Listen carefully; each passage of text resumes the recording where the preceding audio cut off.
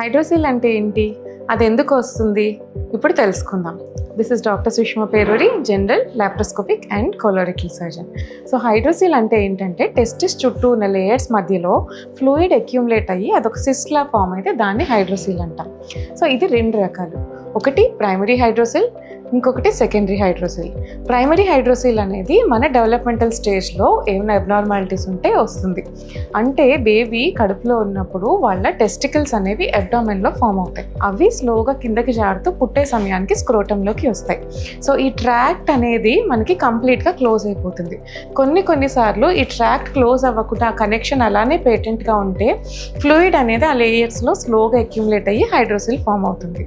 ఇది primary hydrocele.